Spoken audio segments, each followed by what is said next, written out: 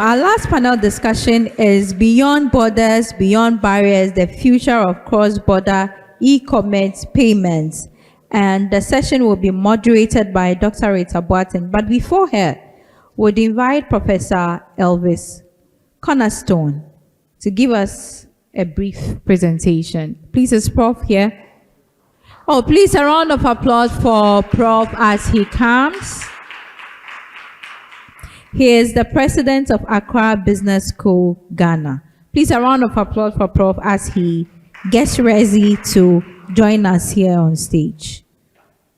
Good afternoon to our distinguished guests, faculty members, students, innovators, policymakers, and everyone gathered here today. It is a privilege to address you today at Academic City University College's International Conference on Financial Technology and Business Innovation. We gather at a time when Africa is on the verge of a digital transformation. And the theme we explore, educating for empowerment, the role of digital payment in shaping Africa's e-commerce future could not be more significant. As we stand on the brink of a digital transformation, we must recognize that education, innovation, and technology will determine Africa's economic trajectory in the digital age. Digital payments, in particular, will play a critical role in shaping the future of e-commerce and unlocking new opportunities across the continent. Now, to understand Africa's potential, we must first consider the broader global context. Across the world, e-commerce has rapidly expanded, revolutionizing economies and reshaping industries.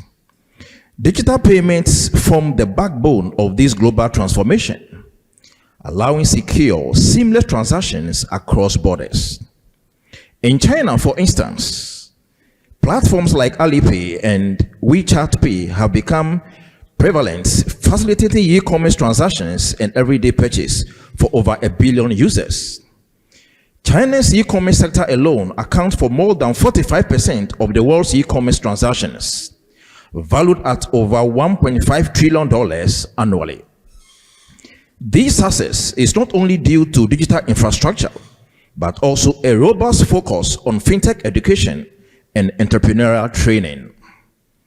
Similarly, in the United States, platforms such as PayPal, Square, and Stripe have empowered small businesses and freelancers to operate with the same financial sophistication as multinational corporations. These tools have provided a level playing field by offering secure, efficient, and affordable ways to manage transactions, creating a thriving ecosystem of online entrepreneurs. With over 500 million internet users and increasing mobile phone penetration, Africa is poised to follow a similar path. The continent has already seen significant growth in its e-commerce market, with revenues reaching $33 billion in the year 2022. By the year 2025, this figure is projected to more than double, surpassing $75 billion. Countries such as Kenya, Nigeria, and South Africa are leading the change, with widespread mobile money adoption and fintech innovations pushing the boundaries of commerce. However, while these figures are encouraging, there remains significant untapped potential across Africa. Cash is still dominant in many parts of the continent, and a large portion of the population remains unbanked or underbanked. Digital payments hold the key to unlocking broader participation in the digital economy, and education is a critical factor that drives this transformation forward. Now, to talk about the role of digital payments in Africa's e-commerce landscape, let me say that digital payments are more than just a convenient way to conduct transactions. They are a catalyst for economic inclusion and growth, especially in the realm of e-commerce. In Africa, digital payment platforms such as M-Pesa in Kenya, MTN Mobile Money in Uganda, and Flutterwave in Nigeria, and even Paystack in Ghana have revolutionized how people engage with money, allowing individuals and businesses to transact securely, seamlessly, and across borders without relying on traditional banking infrastructure. M-Pesa, for example, has become a lifeline for millions of Kenyans. Launched in the year 2007, M-Pesa has grown from a mobile payment service to a comprehensive financial platform offering banking services, loans, and international remittances. Today, nearly half of Kenya's GDP flows from M-Pesa, highlighting its central role in the country's economy. Its impact extends far beyond convenience, as it empowers small businesses, enables informal traders to accept digital payments, and opens new markets to rural and underbanked populations.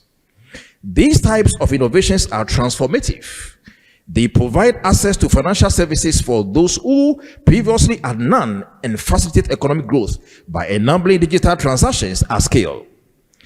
However, for this success to be replicated across the continent, two critical issues must be addressed. Firstly, trust in digital payment systems, and secondly, education to foster adoption and innovation. Let me first begin with the education aspects in terms of the knowledge-based e-commerce ecosystem. The full potential of digital payment in transforming e-commerce can only be realized if it is anchored in a strong foundation of education. To build a knowledge-based e-commerce ecosystem that empowers individuals and businesses, several practical steps must be taken. Let's explore these steps with detailed insights and global examples that can serve as a roadmap for Africa. Starting with equipping entrepreneurs with digital literacy and e-commerce skills. Now, digital literacy is the cornerstone of a thriving e-commerce ecosystem. Entrepreneurs need more than just a basic understanding of mobile payments.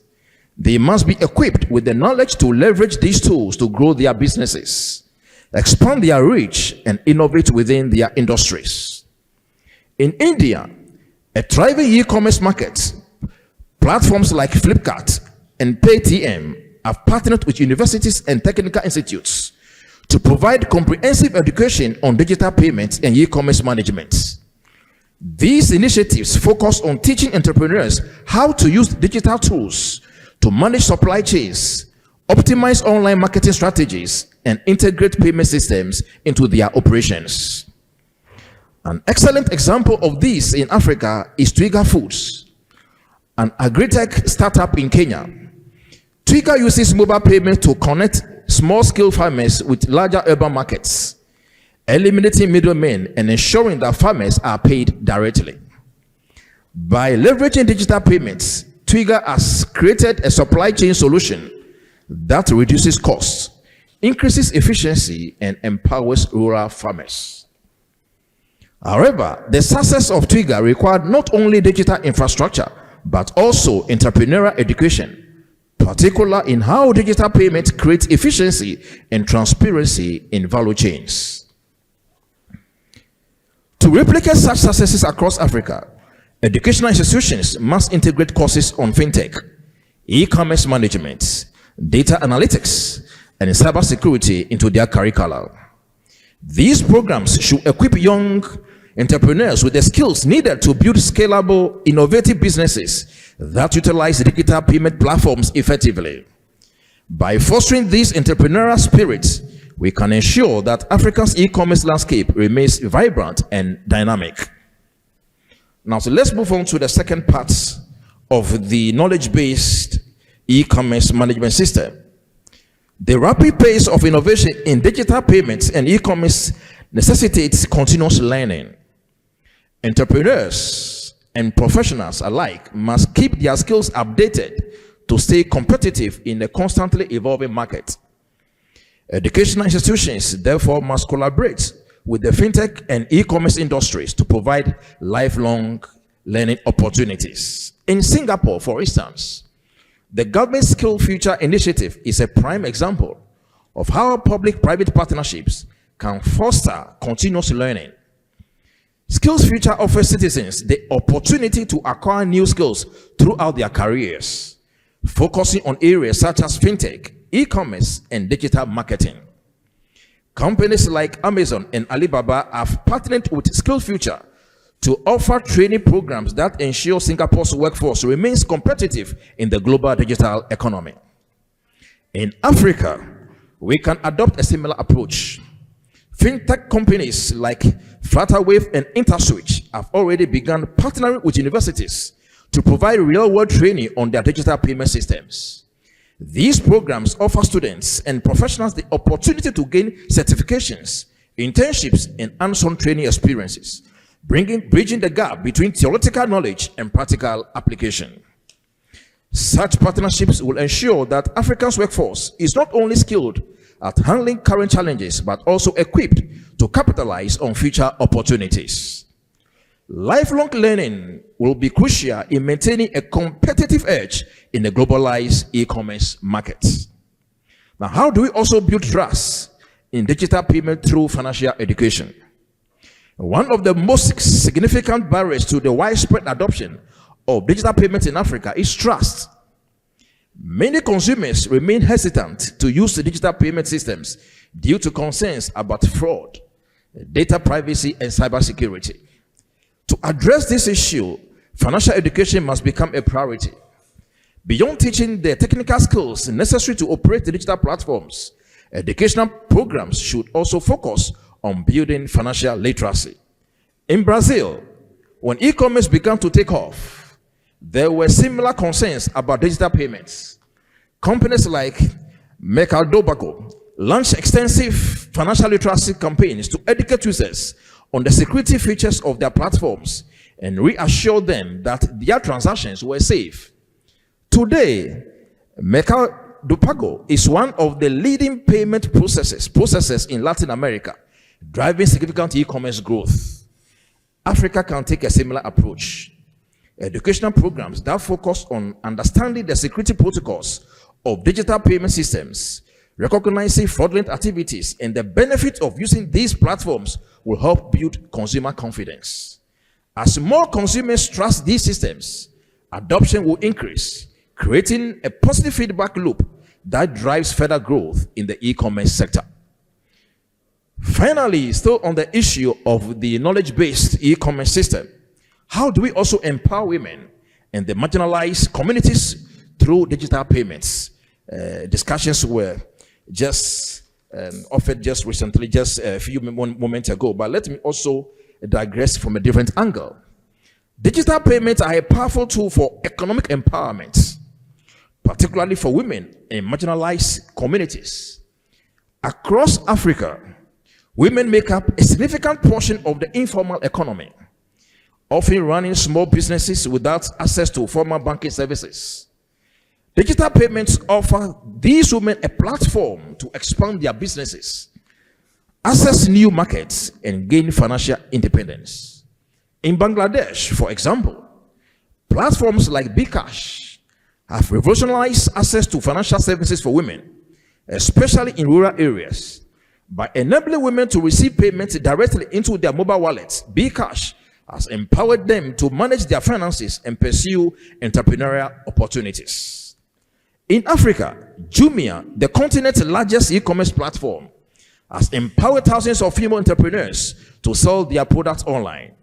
These women have used digital payment solutions to reach customers across borders, grow their businesses, and achieve financial independence. To ensure that the benefit of these digital payments reach all segments of society, education programs must target women and underrepresented groups, focusing on digital literacy, business management, and financial planning skills. By equipping women with these skills, we can unlock new economic opportunities and create a more inclusive e-commerce ecosystem. Now, what is the future of e-commerce in Africa? As we look ahead, it is clear that the future of Africa's e-commerce sector will be shaped by the integration of digital payment and a strong educational foundation.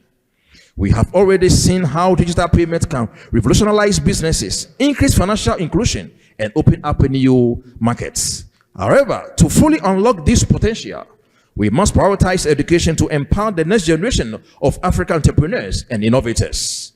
Through strategic partnerships between academia, industry, and governments, we can create a knowledge-based economy where digital payment and e-commerce serve as engines of growth, innovation, and empowerment. This will not only drive economic development, but also position Africa as a leader in the global digital economy. In conclusion, Africa's e-commerce future rests not only on technological advancement like digital payment, but also on the education and empowerment of its people. By equipping individuals with the knowledge, skills, and the confidence to leverage these technologies, we can build a prosperous, inclusive, and innovative e-commerce ecosystem across the continent.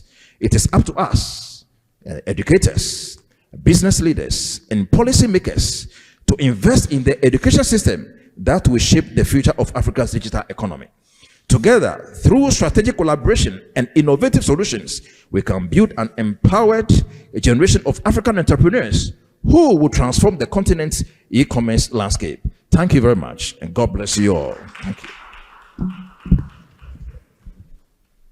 Thank you very much, Doc. Please, a round of applause for Professor Elvis Cornerstone as he takes his seat, President of the Accra Business School, Ghana. Would take less than five minutes from Mr. Al-Hassan Tahiru. He's the head of digital assets at the Bank of Ghana. I'm told Mr. Tahiru is joining us online. Hello, sir. Can you hear me? Good evening. Loud and clear. Okay, all right. So take it up from me. All right. Thank you very much.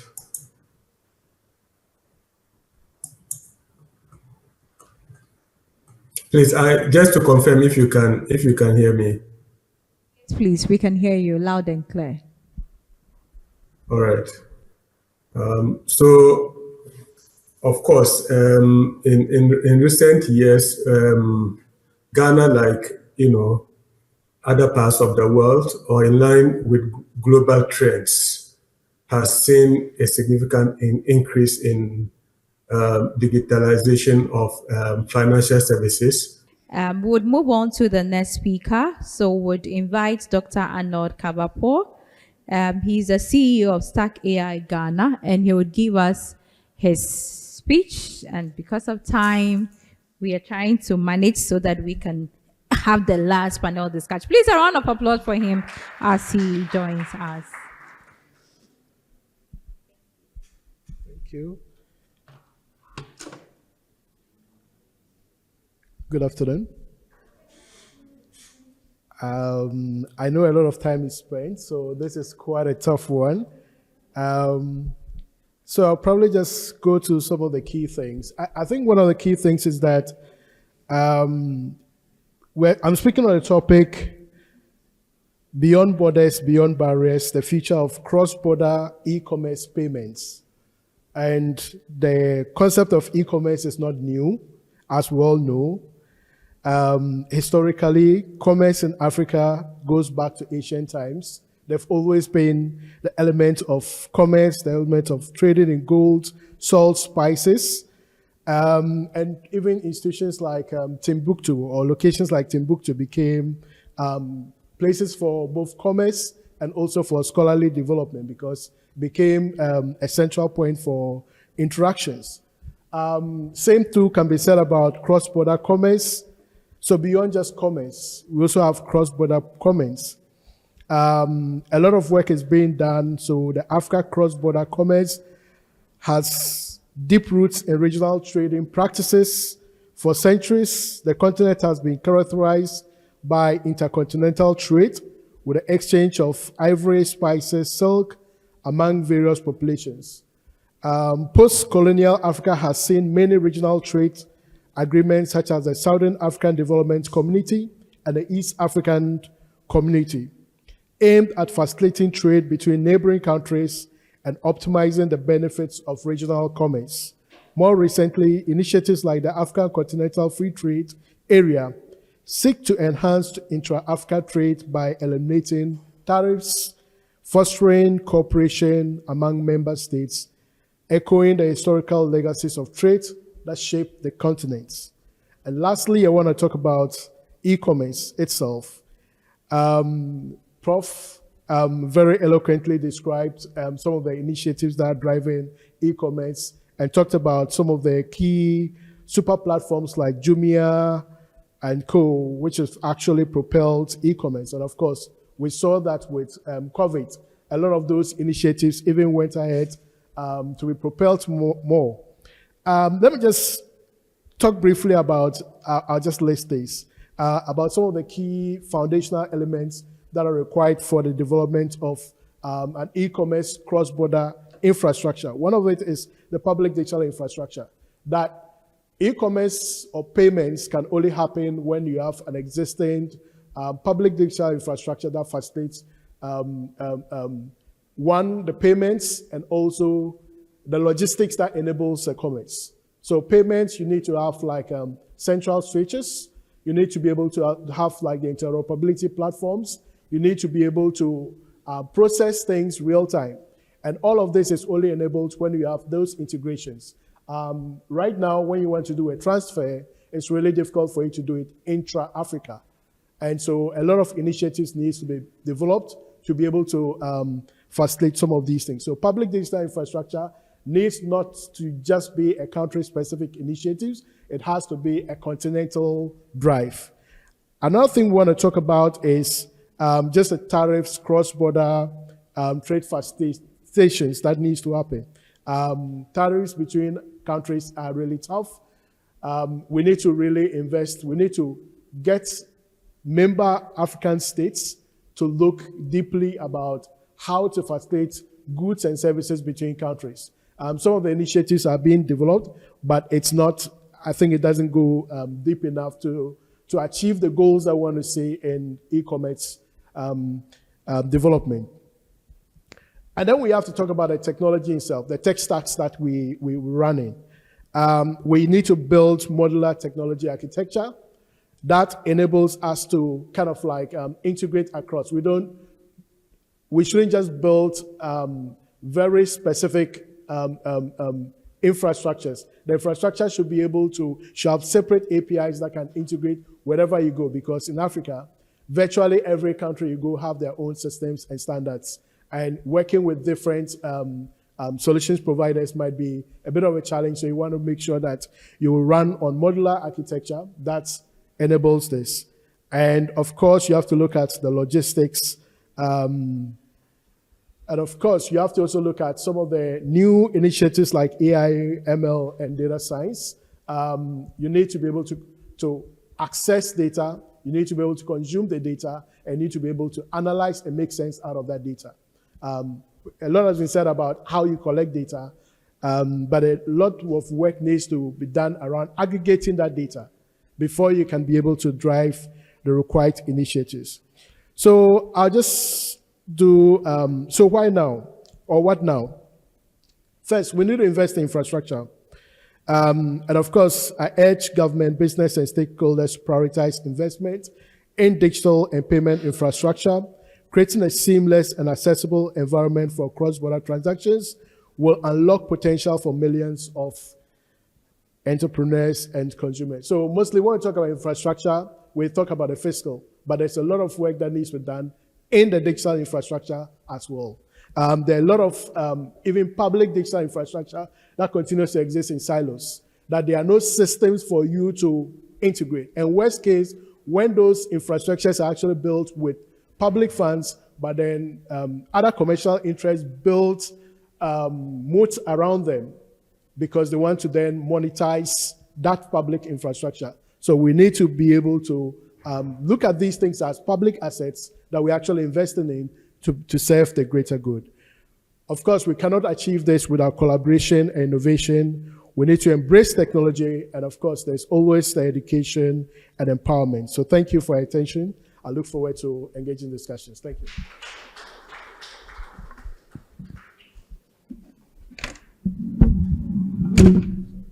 Thank you so much. At the end of the program, I'm sure we would have all had certificates in crash courses, but that's fine. So, so quickly we'd invite Dr. Boateng. She would have a conversation with the CEO of Jumia, Tamidayo Ojo. Please, a round of applause for them. They'll give small conversation, then we'll have our last, just 2 minutes or 5 minutes. Then we'll have our last panel discussion and we'll call it a day and go and prepare for tomorrow's session. Thank you very much. So we start with a brief introduction since people are already in a hurry to go home. Please tell us about yourself and about Jumia. Thank you. Okay, my name is Temi Dayojo. I'm the CEO for Jumia Ghana. Jumia is the largest e-commerce player on the continent. We are currently in 11 countries. We represent about 70% of the countries we are in represent about 70% of the GDP of the continent. We've been on the continent for the past 11 years. Many people don't know that. They think we are very young, but I think, no, we're actually 12, 13 years actually this year. Yes, it's been an interesting journey. The e-commerce story or the e-commerce narrative for Africa is quite different from the West.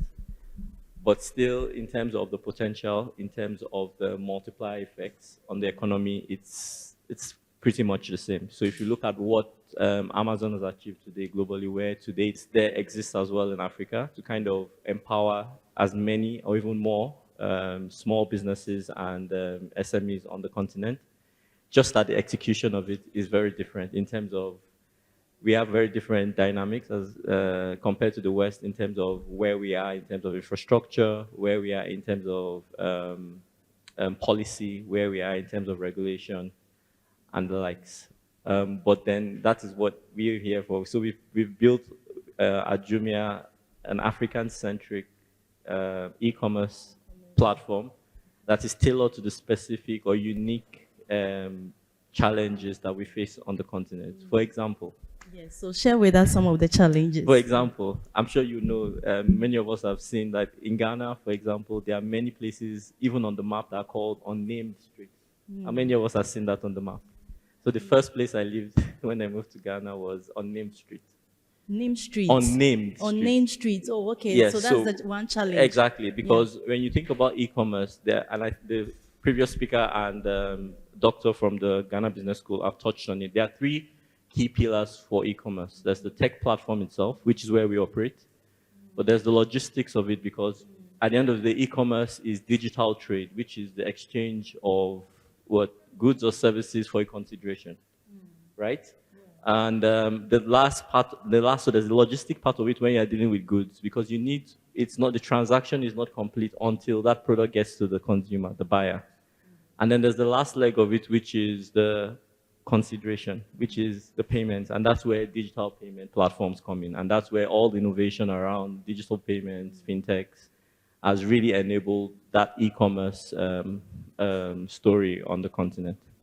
Yeah, so I gave an example on the unique challenges on the logistics side. For example, on the payment side, when it comes to payments, we are interested in payments. on the payment side, for example, when it comes to cross-border payments, for example, or international payments, I think we've moved a lot on the local intra-country payments, but in terms of cross-border, we'll give an example, which is today, although we have an intra-African settlement system, it's not working as it should. So many of us have heard of PAPS. Yes, and although it's moving gradually, we have about 5 or 6 countries signed up. Ghana, Nigeria, I don't know, I can't remember all the countries, the Senegal and the rest. We have about 6 countries signed up on this system. But today, it's not working as should. Still, I'd say 95% of intra-African transactions are still routed outside of Africa. So they go through the SWIFT or the BACS or the ARC payment system, which is, ARC is American, SWIFT is global, there's a European EPS as well. So all of these regions have their intra-country settlement systems, and we are using that today.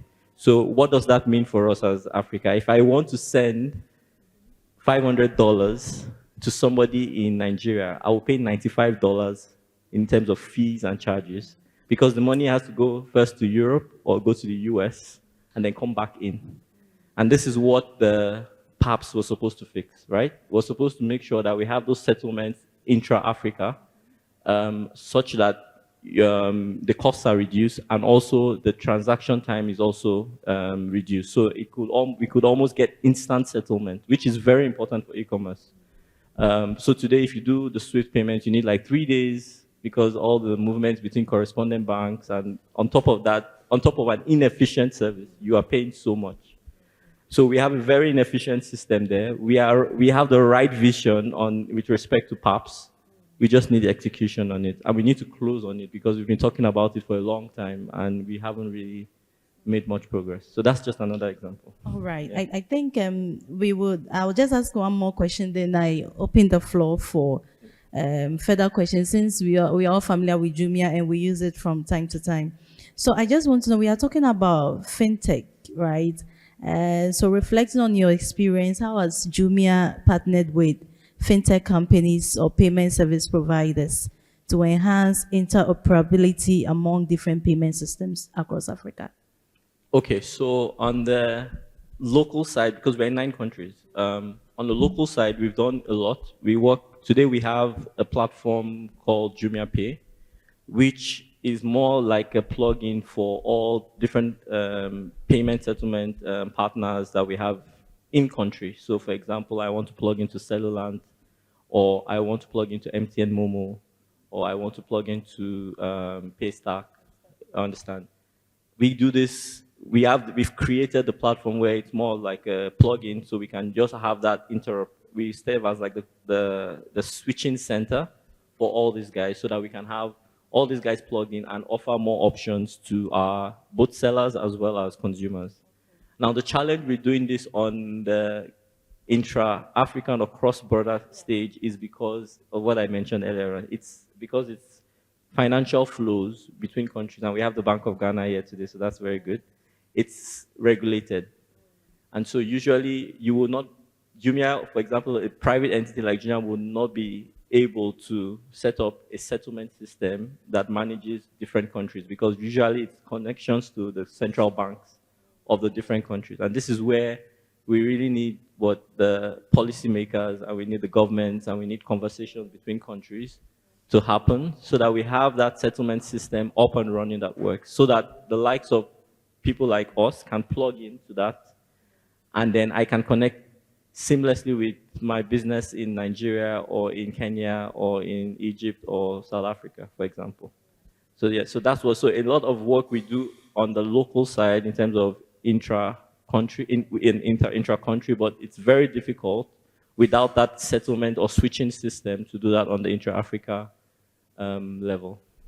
Thank you for this insightful information. Please, the floor is open. This is Jumia here on stage. If we have any questions for him, we have only a minute to conclude. Okay. Yeah, I think we can hear you. Or you want to stand here? Okay, we can hear you.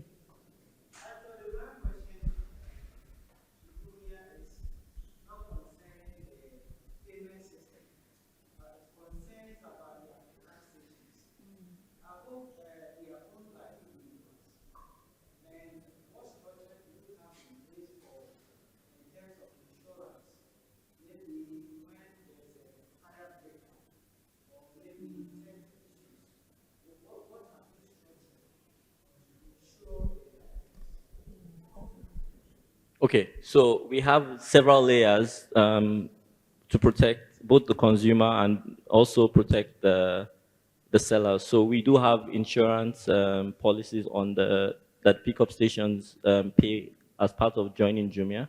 So they make contributions which goes into insuring the items that are in those locations. So if there's a fire, if there's a theft, usually if there's a fire, if there's a theft, because the products in the pickup stations do not belong to the pickup stations, they actually belong to consumers. So actually it's on us to make sure that those items are insured, because we also guarantee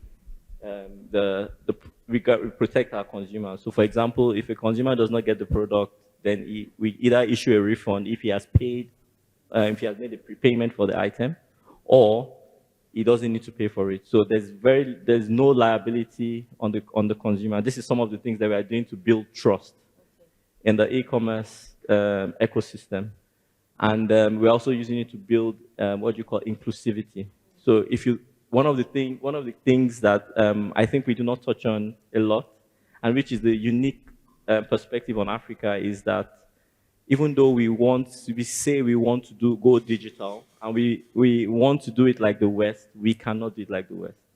Because in terms of digital readiness, in terms of digital savviness, we still have some work to do. So for example, if you talk of inclusivity, if you move outside of Accra and the big cities and you start going to the smaller towns, then you start seeing people that are semi-digital or semi-offline. So for example, they have phones, but they are using YAM phones. Some people are not able to speak or read in English. You understand? So simple, like some small things that we need to do, for example, when the fintechs are designing apps and designing all these platforms, and they're thinking of the user experience side of it, we need to be thinking of local languages as well. We need to think of all the other local languages so that we can bring in more people. And then for the people that are semi-digital or semi-offline, you need an intervention. So what we do at Jumia is 3 years ago, because we know that there is a lot of opportunity and potential outside of Accra and the big cities. We have small businesses. In fact, most of the small businesses are outside those places. We have small old farmers. And these people have both needs as well, because they also desire aspirations. They desire some of the things you can get in Accra, like the TVs and all of that. And also, these guys also want to use the e-commerce, whatever. So we created an intervention, which is a bridge between the online and the semi-digital or completely offline, which is what we call the J-Force. Okay. So we have a J-Force team, which is a team of people, feet on the street, who basically go into the small towns and conduct 2 things. One is educate people and transition them from the offline and semi-offline fully online. So some of them have YAM phones, because even if they got a smartphone, they would not know how to use it. So these guys are basically people that we train. We empower them as well, because we put them on a commission for sales. So whatever transactions they're able to, or sales they're able to pass through Jumia, they get commissions. Also, they earn a living. But they also help us to bridge that gap, which is something we miss here in Africa, because we always look at China, we always look at the West, and we talk of Gen Z. But if you think of to Africa, even though Gen Z is the larger population, the purchasing power is in millennials and Gen Y.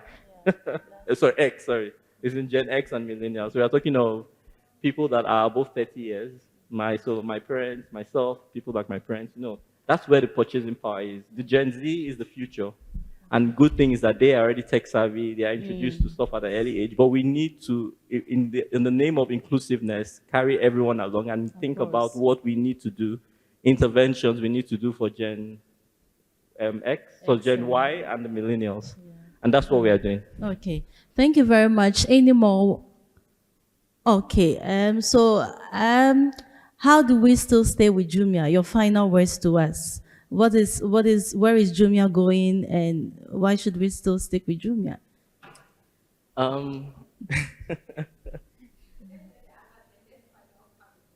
Okay. Okay. All right. Oh, we have another one? Okay. Okay. All right. Am I staying? Okay. So thank you very much. It's unfortunate we have to end, but hope to see you again. Thank you. Thank you so much, Doc. Thank you so much. So Melissa, if you are here, Melissa would come and take her seat, and then she would invite her panelists. Please bear with us. This is our last session. And our online community, thank you so much for staying with us. We see you. We appreciate you. Don't be in a hurry to go. And after this session, we can have our final wraps. Thank you. Hi, everyone. I know it's been a long day. I'm very tired as well. Yeah, so my name is Melissa Ininfo. I am a product owner at Tilted. And Tilted is a marketplace for buying and selling game assets across Web 2 and Web 3 platforms. Also, I'll be your moderator for this session, and I promise it's going to be very short. insightful and entertaining. You all agree with me that e-commerce is a game changer in the entire world. Previously, if you wanted to buy a dress, you'd have to walk to a shop front, pick that dress up, and pay with cash. If you were lucky enough, you get a POS that is working, then you can pay with your debit card. But nowadays, it's very, very easy to do so. With just one click using your mobile phone, you can order that dress and it will be delivered to your doorstep. You can opt to pay cash on delivery, digital wallets, or even cryptocurrencies. So it's very essential for businesses to adopt strategies that will help boost e-commerce growth, both locally and internationally. So without wasting much time, I would call my panel members to join me here. We have Nanaya Danso, who is the Vice President, Digital Finance Practitioners Ghana, and Head of E-Banking Operations at Fidelity Bank Ghana.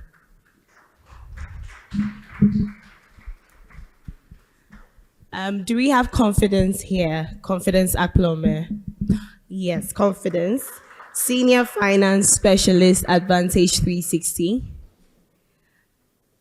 Mavis Bokwe, Head of Youth Banking at Ecobank Limited. You'll be joining us? You'll be joining us? Okay, that's fine. That's good. So I think you would be the last. Yeah. Your name again? Temidai. Okay, all right. Nice to meet you. Okay, so in the first session, Nanaya, I'll start with you. As someone with deep experience in mobile financial services and e-banking operations, how do you see e-commerce reshaping cross-border payments in Africa? And also, what challenges do businesses face in integrating cross-border payment solutions with e-commerce platforms? Thank you very much, Melissa. I think the Temi has spoken a lot about e-commerce. He being from Jumia, which is one of our biggest marketplace apps in Africa. We all know that post-COVID, we had a lot of people moving towards e-commerce, and the advent of the apps, people started becoming comfortable. When you need to order your food, you need to order your goods, you need to order your groceries, you go to these apps. And so across Africa, we saw people shifting, and it's accelerated the move or the shift towards these apps. And of course, as you make those orders, it's directly linked, as they have said, with payments. And so once you make the order, you have to pay for it. And because we were all locked down and we couldn't move around, we had to start using some of these payment platforms. In the local ecosystems, so for instance, Ghana, Kenya, Cote d'Ivoire, you realize that because we had mobile money, we had national switches where we could move money. Within local ecosystems, it's easier to move money. But the challenge has been cross-border. And he highlighted the challenges we have with SWIFT, where I'm sending money to somebody in Nigeria, and my money must first go to New York, go and rest in New York for a bit before it can come to Nigeria, and then he gets it in his account.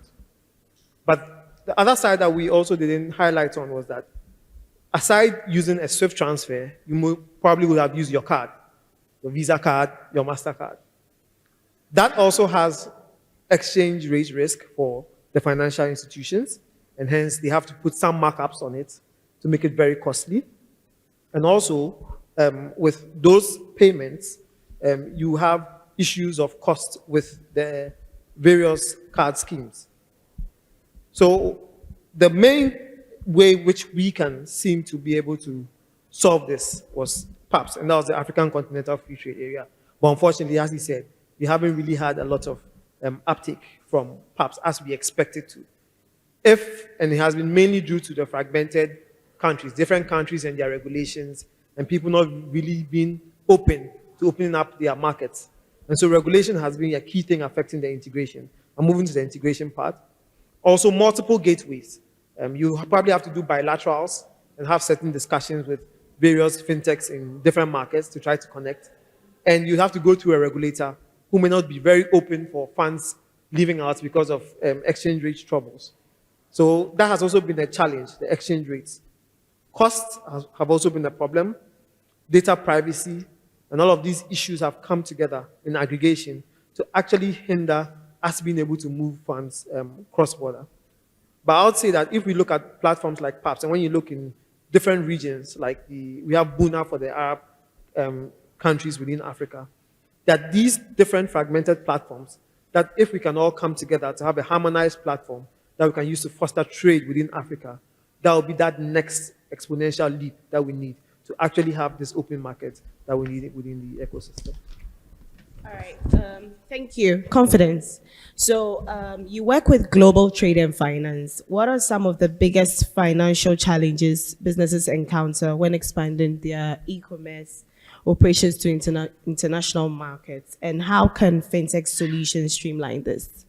Okay. So when you're looking at challenges that businesses encounter when they are trying to expand, first of all, it has to do with access to funding. You could have a great business opportunity somewhere in a particular country, but if you do not have the fund that it takes for you to expand to that country, you can't. The market exists. You may ship your product into that country, and then you get your capital locked up in stock that you're unable to sell, whilst you have opportunities elsewhere for you to take advantage of. So one of the major challenges that business face has to do with access to funding. If you do not have the enough fund that it takes, even locally, if you do not have the enough fund that it takes, you cannot meet the demands of the people. Some of the fintech challenges that you can see on the market is it's spelled MKOPA. So what they do is that they provide MCOPA, yes. They provide funding to businesses. So the way they provide the funding inside that, they partner with, the consumer goes to them, so they partner with you, the consumer goes to them, and if the consumer wants to buy a product, they're able to buy the product on credit. So they pay you the business upfront, and then the consumer settles them over a period of time. That's one of the challenge. Another challenge that may not be financial, but have financial impact has to do with payments that we just mentioned about. Because of the fragmented payments we have in all the African countries, it's very difficult for you to receive cash on real time. If when you do that, you are paying high costs on charges here and there. Another challenge they face has to do with the volatility of most of our African currencies. So you notice that in Ghana, Nigeria, Africa, wherever, our currencies are not strong as compared to the major trading currency, which is the dollar. So if you are in Africa, so if you are in Ghana, you are moving goods to, let's say, Nigeria, you are moving goods to Togo, and unfortunately, their currency devalues against the major trading currency, which is the dollar. It makes your product now more expensive to those in that country. And if your product is more expensive, it means that people will prefer to buy the local product, even though your product is equally good. In order for you to catch up with competition, you are forced to either slice down your cost, and then the rate at which you're even selling to these people may even be, you may end up even eating in your cost. Yeah. Okay, so in one sentence, how can this be managed or, resolved? Okay, so I think I give the solution for access to funding. So also mention this advantage. What we're also doing there is that we are also trying to provide funding for businesses who are trying to expand. So this is also one of the things that fintechs needs to take care of. This is something that the banks are already doing, but sometimes the fintech guys, sometimes these businesses want the money at a fast rate. So I go to EcoBank, I need funds for me to move goods. EcoBank needs to do their due diligence. It will take a lot of time. They need to look at my collateral, and that I may not even have the collateral that it needs for me to get that fund. So these are some of the things that fintech can take advantage of. Be able to provide funding for people who want to expand their businesses, and be able to see how they could arrange so that the funding they are given, they do not necessarily need a collateral, but they can find a way to leverage on the business. So the business itself or whatever goods they are moving will serve as a collateral in that particular transaction. All right, thank you, Confidence. Tyre, right? Temi, okay. Temi, so how can the evolution of digital payment solutions contribute to the growth of e-commerce, especially in developing markets? Okay, so we've talked about some of the challenges that we've had. If we think about the friction that we have with respect to e-commerce, one of the biggest challenges with frictions that we have is on trust. And the other friction that we have is on payments, right? So there's trust, which generally is impacted by payments, which is impacted by services, which is impacted by fact that will people get refunds. The good thing about digital payments is that it lubricates all of that. So the more advanced we are with e-payments, so let's just think, for example, of what M-Pesa or Momo has done for us, even in Ghana, because Momo is also, so Ghana is also one of the high mobile money penetration countries, I think second after Kenya. And you think about how that has helped small businesses, people in the very most remote areas.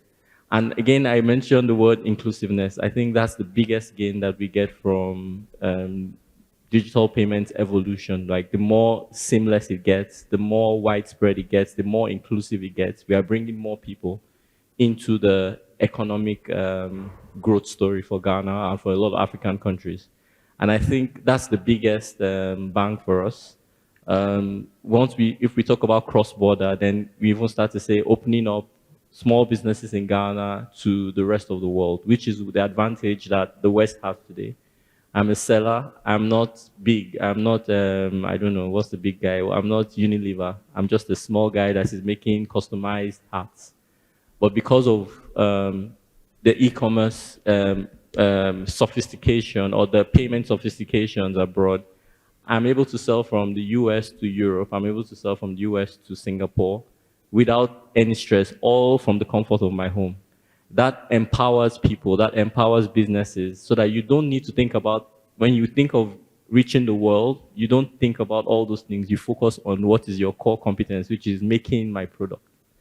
And that is the value that I feel like as we continue to evolve, as we continue to make digital payments more inclusive, that's the value that it will bring. It's going to lift the entire lift the entire economy, bring everybody in. It's a super way to bring inclusiveness and economic prosperity to not just the big towns and cities and very educated people, but even the small farmers, the small businessmen that are sitting in Bogatanga, or they are sitting in Wa or somewhere like this.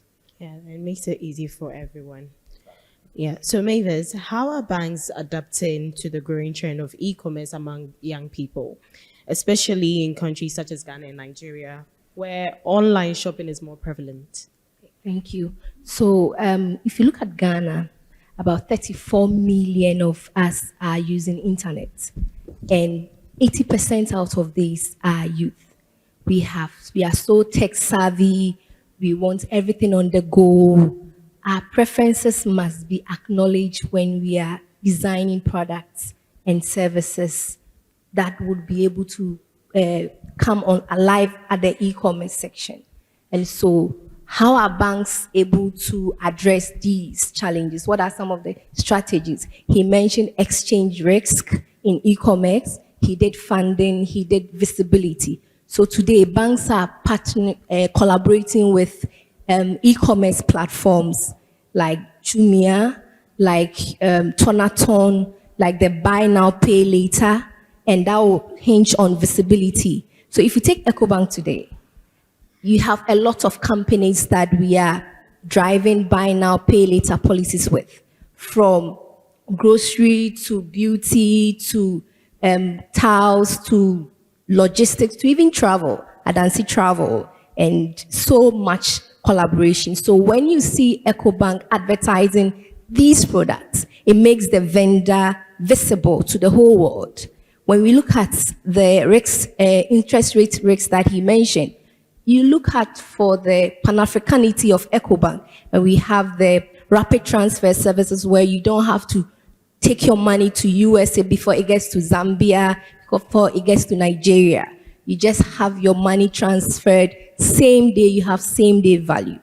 Banks are also ensuring that there is that security features in e-commerce. Now we are doing tokenization to prevent fraud. We are doing the two-factor authentication. We are also doing the 3D secure. And now you don't really have to hold your card and go and do your transaction. We have the contactless. You can just tap on a pause. You can just add it to your Jumia app, and there you go. And we are having real-time notification for our consumers, because once the transaction is happening, it has to be notified for the consumer to know, or for the you to know that the transaction is complete. And so these are few strategies that banks are driving to catch up with the e-commerce landscape. Yeah, thank you, Mavis. And for the real-time notification, it also builds trust because Sure. they know that. That is, yeah, on point. Yeah, that's a good point.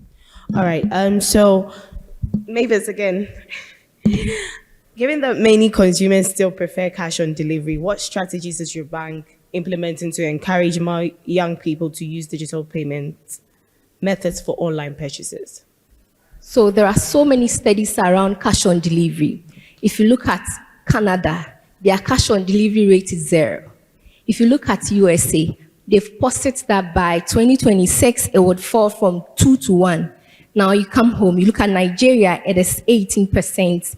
And if you look at Ghana, it is 16%. But Nigeria and Ghana, their population sizes are different. That's why you see Ghana lower than.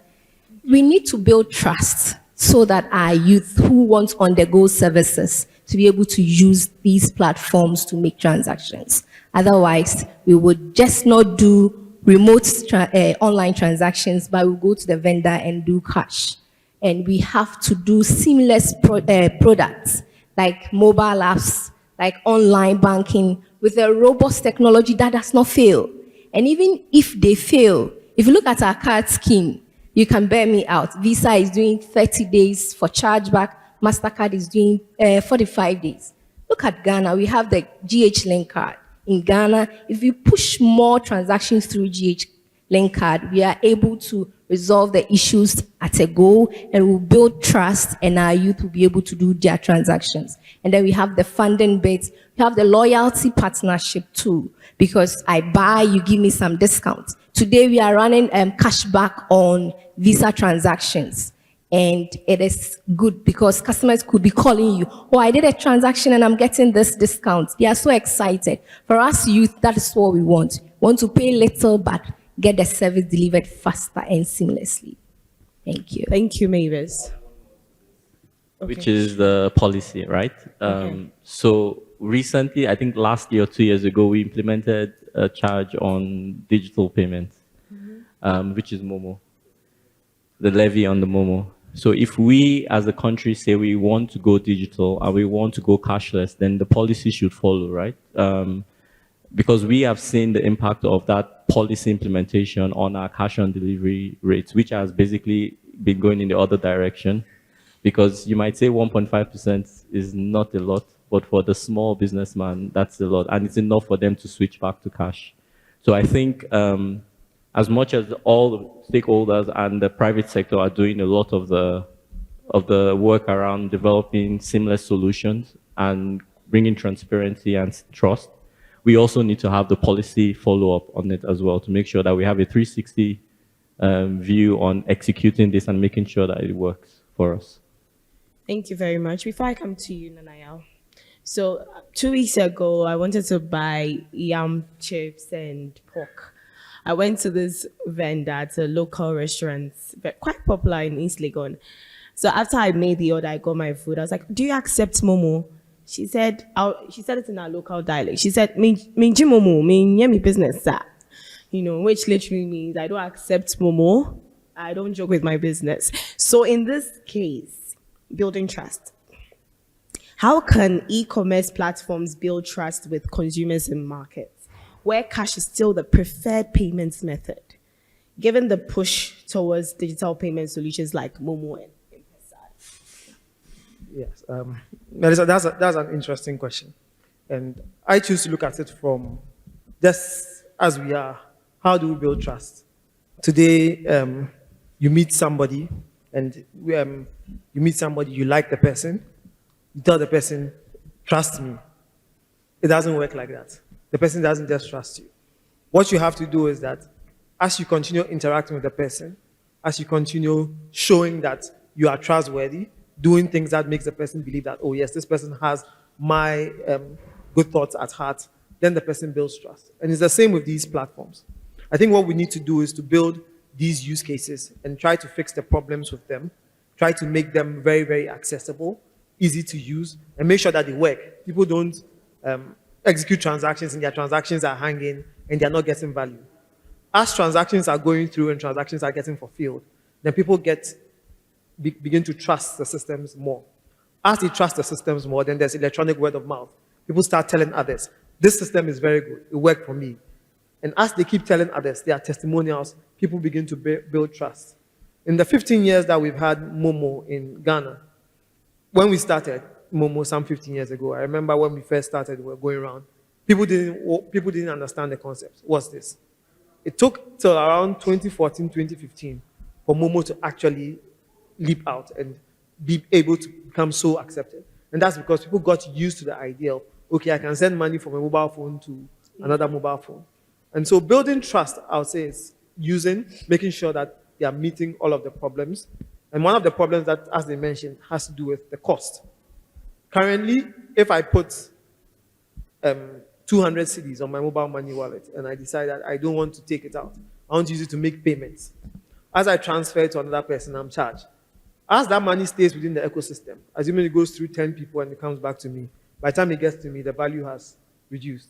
And so we must work on some of these things to make keeping value within the ecosystem cheaper, removing some of these levies, and also deepening some of the initiatives we put together around the digital identity issues we had, which now, with Ghana cards and other identification systems in various countries, have come to solve, where you actually know who you are transacting with, and it's able to reduce some of the fraud issues that we have seen. Thank you, Nanayo. Confidence, how can smaller e-commerce businesses compete with larger players who have the ability to offer deep discounts and bulk purchase deals?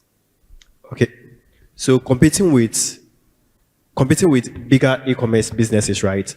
They already have an advantage that you do not have. So you have to find another advantage that they do not have.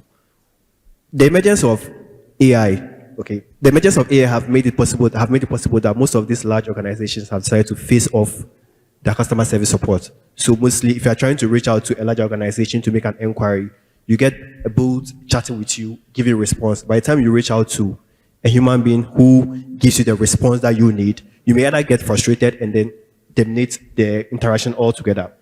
So you're a smaller e-commerce business, you have the chance that you could interact with your customers directly, take customers' feedback. So a customer reached out to you, the customer bought a product from you, he feels like this product could have been done like this, like that, like that. Take the feedback and resolve the feedback instantly. Someone reached out to you, has a complaint about something, you don't just brush them off. Try to address them and let them see that whatever feedback, whatever they are saying is valid. You agree with them, and then you find a way to solve their problem. Another way you can look at to compete with them is trying to build brand stories. So you live within a community. I'll use these guys, for example, Warm Their Feet and then Wear Ghana. So Wear Ghana will tell you that any product you buy, or if every cloth you buy, you are providing employment to this, that, and that. Warm Their Feet will tell you that for every footwear you buy, you are also putting on a shoe for someone in a rural community. So people would want to buy from you not because they want to buy your shoe, they want to buy what you are wearing. They are buying the brand story. They are buying the story you are sharing with them. So that's another way that e-commerce or small businesses can take advantage. That's some of the advantages that e-commerce businesses have over the larger ones. Yeah. All right, thank you. This is Briefly. e-commerce. So, yes. So what we see with large distributors and small distributors, what we see is that for e-commerce, you level the playing field. So what you have as a traditional advantage of the large guys is that they have the distribution networks across the entire country. But what that means is that they set up warehouses, showrooms, they have huge capex costs, and they are able to reach those consumers. Now, what e-commerce does is that you, the small person, can also go there you can increase your reach without the added cost. So that's like an advantage that you get to level the playing field with the big guys, and you can compete even on price. The other thing with the e-commerce thing is transparency is very important. It also builds into trust. And if e-commerce, the small scale players could just pay a little more attention with the communication on the platform. So you provide all the information that the consumer needs. You make sure that you give the right pricing implications, including cost of transport, if there's a cost of transportation, if there's a tax, and let them know the full view of everything. Then also creating the social proof or reinforcement, which is very powerful today because People today are taking their recommendations not from brands and marketers and billboards, but from people, from word of mouth, from you and I, from reading customer reviews and all of that. So all of those things are things you can leverage via e-commerce to bring a level playing field and even compete with some of those big guys today. All right, thank you very much. I will move straight to, because of time, I'll move straight to technology and security. I think that is very important. Nanaya, your work in banking operations and chargeback management must have given you insight into fraud detection and dispute resolution. How can businesses better protect themselves and their customers when dealing with cross-border transaction, especially as e-commerce grows? Yeah. Fraud is a topical issue. Anywhere you go, fraud is a topical issue. And I think just as we develop platforms, the fraudsters are also having, just as we are in a university, I think they even have a fraudsters university where they actually train them. And it's actually, they train them on what to do, how to develop those techniques. And they go around fishing for apps and fishing for areas where there are vulnerabilities that they can capitalize on. And I think with the advent of COVID, post-COVID, we're in a hurry. We developed a lot of platforms trying to reach the markets, trying to make sure you're not left behind. People are trying to compete. And we left that middle area of trying to make sure that some of these platforms are seamless and they don't have gaps. And now what the fraudsters are doing is picking on some of those technological gaps and also using social engineering. So it has become a mixture of social engineering mixed with capitalizing on the vulnerabilities, and they're able to hit the customers and actually do damage. So I think earlier on we had our speaker, my brother there, made a comment about education and trying to tailor the education such that the people are able to accept. It doesn't let them stop using the platform, but they actually get the message and are able to be more secure. And it's all about education. You have to educate them more in very, very novel ways that can help them to get the understanding, whilst also investing in the various vulnerabilities that we have. Because fraud is about 2% of total transaction value, but still that 2% is significant. And maybe to conclude, I'll say Mavis mentioned a lot of security areas that we have.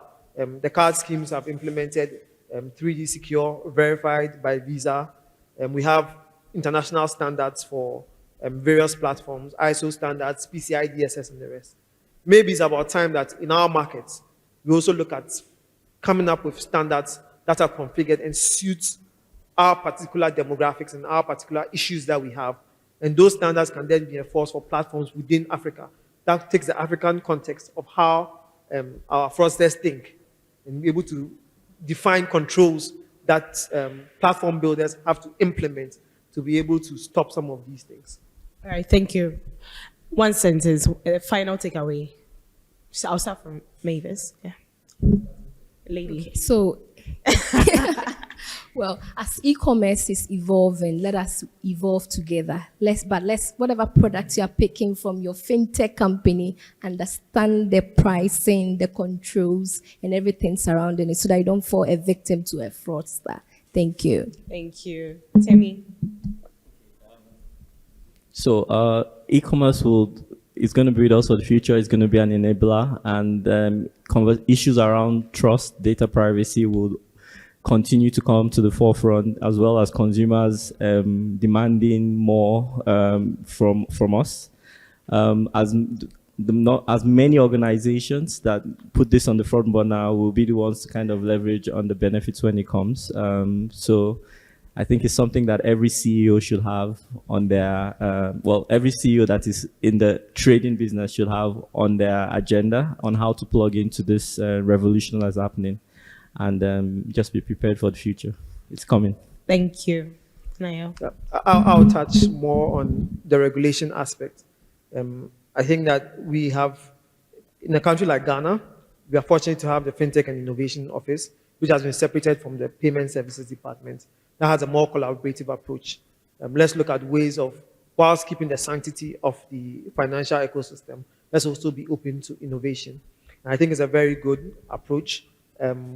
We should look at recently, with the guidelines on digital assets, it has shown an openness because digital assets actually is the future. Blockchain technology, and about 10% of our population are already using and interacting with digital assets and cryptocurrencies. A lot of countries in Africa have actually outrightly banned the use. But I think we are seeing a different approach in Ghana with these guidelines, stable coins and others. And that is actually will be the future of e-commerce. That will be able to tackle some of these issues we have with cross-border. So e-commerce will continue to grow, and I believe the future looks bright for us. All right, thank you. Finally, confidence. Okay. So I also take the regulatory angle. As small businesses are growing up, they may not be able to have the resources to afford the technical people who could advise them on the various regulations they have to bear in mind when they are trading or even when you're expanding into a different country. So I'll be looking forward to solutions that talks about or that's able to give e-commerce business owners first-hand information about taxes in regulation in jurisdictions they operate in. And if there's any changes in the tax regulations, they get first-hand updates. Aside that, to change it, so anything concerning regulations, so from consumer protection, data protection, anything that governs the e-commerce operation, if you're able to have a solution that anytime there is a change in these regulatories, they give the e-commerce business owners first-hand information, so they're able to comply with it and do not be in default and later end up paying fines and penalties.